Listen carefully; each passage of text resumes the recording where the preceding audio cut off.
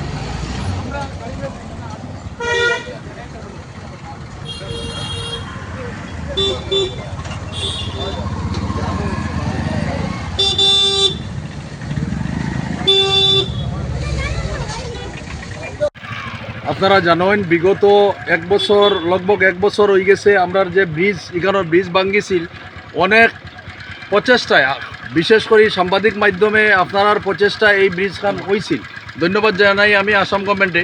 কিন্তু এক বছর অবধি এই গাড়িটা এখানেও আছে, যে গাড়িটা পড়ছিল হারাং নদীতে, এই গাড়িটা পড়ার পরে এখনও অনেক সময় এখানে ছোটোখাটো অ্যাক্সিডেন্ট হয়, যাতে ভবিষ্যতে বড় ধরনের অ্যাক্সিডেন্টও হওয়ার সম্ভাবনা আছে এখানেও। তো যার কারণে আমি আমার সাংবাদিক ভাইদের মাধ্যমে প্রশাসনকে জানাইতে চাই বা ডিসি মহোদয় আসেন এই সরকারে আমি জানাইতে চাই যে অতি সত্বর যাতে এই গাড়িখান এখান থেকে সরানি হয়, নতুবা এখানেও আশঙ্কা আছে বড় ধরনের অ্যাক্সিডেন্ট হওয়ার। তো যার কারণে আমি এরিয়ার পক্ষ থেকে এত অঞ্চলের শিলচর কালাইন রোড যেটা আছে প্রত্যেক জনসাধারণের একটা আবদার যে অতি সত্বর এই গাড়িটা এখান থেকে যাতে সরানি হয়।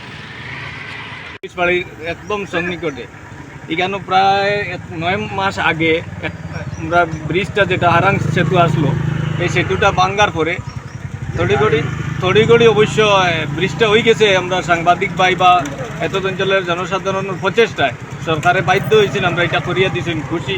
কিন্তু যে গাড়িটা অ্যাক্সিডেন্ট হইয়া এখানে পড়লো, এখানে 8 দিন পর্যন্ত রাস্তার কিনারর খাড়া খড়ি রাখা আছে। আর এই রাখার কারণে আমরা এই এত অঞ্চলে বেশি স্কুল আছে, স্কুলের ছাত্রছাত্রী আওয়া যাওয়ার বড় কষ্ট হয়, অ্যাক্সিডেন্ট হওয়ার বেশি মানে সম্ভাবনা। যার কারণে কাছাড় প্রশাসনের কাছে আমরা অনুরোধ করি, আর এই জনসাধারণের পক্ষ থেকে আমি বাঙ্গারপাড়ার সাধারণবাসী জনসাধারণের পক্ষ থেকে অনুরোধ করি, আর গাড়িটা যেহেতু অন্যত্র সরাইয়া নেওয়া হোক আর এবং এই দুর্ঘটনার থেকে আমরা বাঁচাইয়া রাখুক। ধন্যবাদ।